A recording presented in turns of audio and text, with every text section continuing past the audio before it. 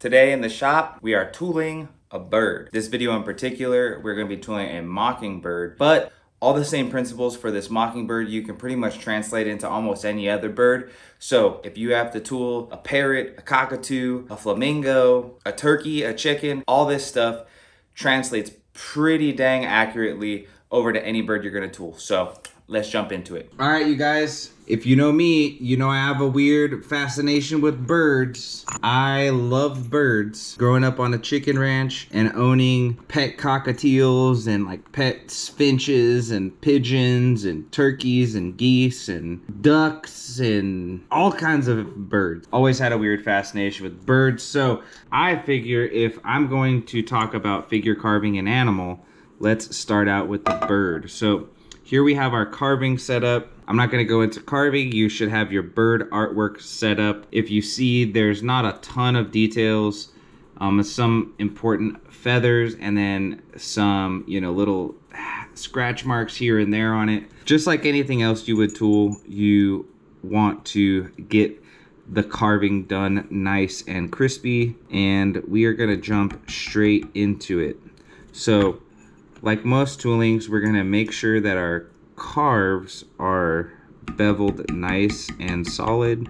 So in the beak, you wanna be a little bit gentle, right? Because we don't want a crazy bevel on this beak here. But around the outside, we want to give it nice, aggressive bevels. This is going to give us a really nice, strong, solid silhouette.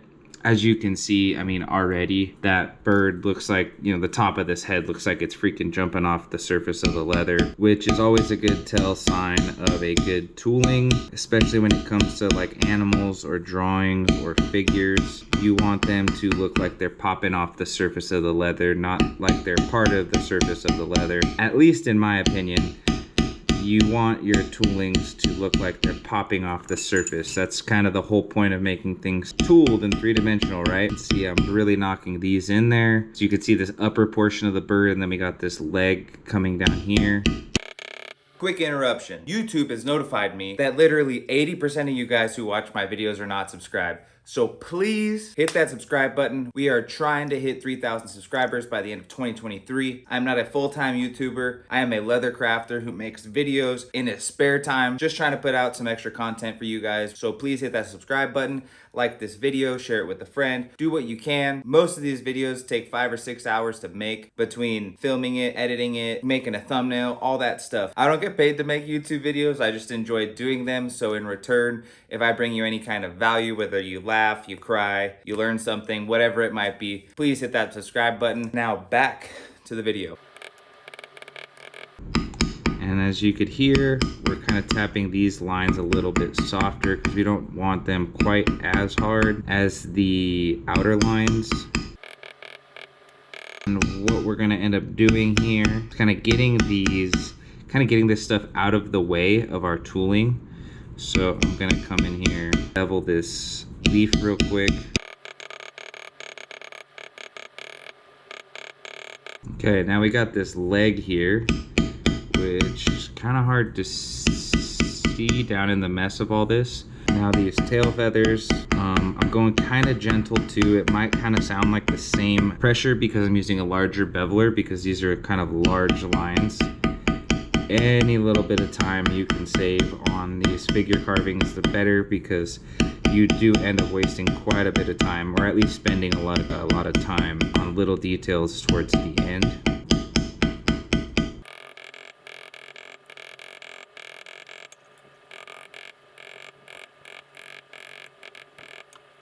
Okay, now we're going to get into these feathers. Now you can see that I'm going kind of gentle compared to the outside. All these like inner details. So a good way to think about most figure carvings, basically, if you think about it, like you want to get your silhouette really crispy. That's going to be your most important thing. So that's going to be your outer, your outer lines, breaking up the body into important segments. So you can see here, obviously the upper portion, the leg, and the tail feathers, kind of 3 large portions. And if those are done well, you're going to have a good silhouette.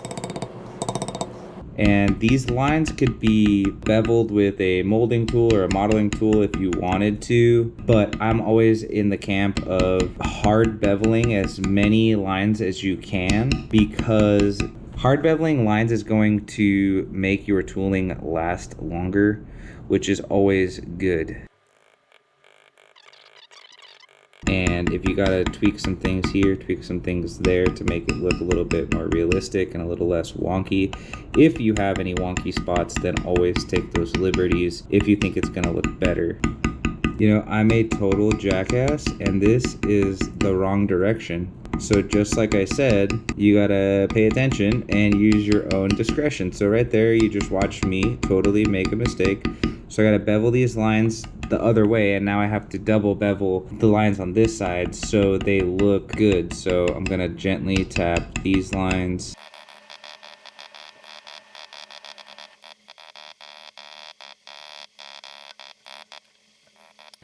Be super gentle with some of these details, like at the eyes.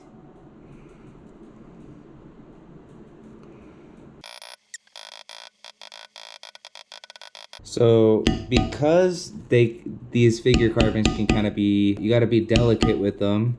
Sometimes what I like to do is kind of not necessarily like jump around, but I guess you could say jump around. So what I want to do is kind of lock in some of these details and then kind of see what I can do to the actual carving. So I'm kind of getting some of these lines that are surrounding our mockingbird here. Like for example, what I want to do is like get this little background chunk by its leg done.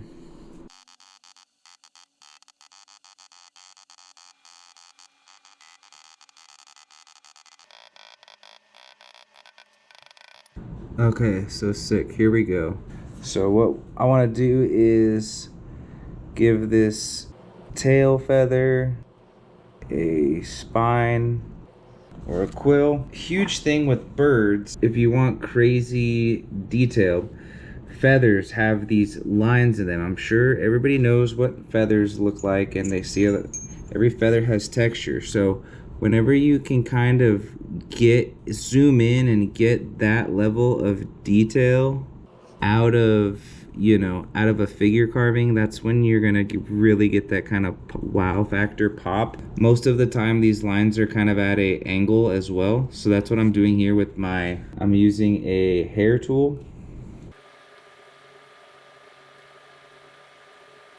Now we're gonna get zoomed in, and so you can start seeing these crazy details. So you see those lines in those tail feathers now. So what we're gonna do is kind of put some of these quills as well.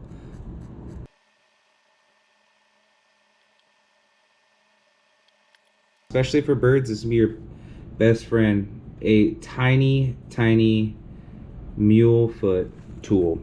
You got to think bird feathers, the end of them are kind of facing, downwards. So we're gonna kind of come in here and randomly tap. You don't want to do symmetrical like this, because then that gives a weird awkward pattern, and you don't want that. Nature is kind of more random. So we're just very lightly tapping with our hand and getting us that texture. You see that texture coming in? And now what we want to do is, especially like in this zone here where we can't really do much, we're gonna do the same thing, almost using it kind of like a backgrounding texture. We're gonna do that with this up here. Okay, what you can do is, I'm going to kind of use this tool to kind of emphasize these edges of these wings. Okay, now what I want to do is same thing, kind of where you can see this kind of emphasize the top of the wing. We're going to do that for the head, and we're going to give it the same textures but a lot less uniform and a lot less dense than the wings, so you can kind of see that it breaks up into a separate panel. And then even on the face, we're going to give it even less textures. And what we'll do now is get a cedar tool, and same thing, come in here with our hand And that'll give us the iris as well as the pupil. And now if you want to kind of go sicko mode and really go for that tiny little bit of extra detail, you can come in here with a scratcher tool and kind of just give it a little bit of texture, accentuating parts of the face kind of throughout the body, just so it kind of matches. But for the most part, there is our bird.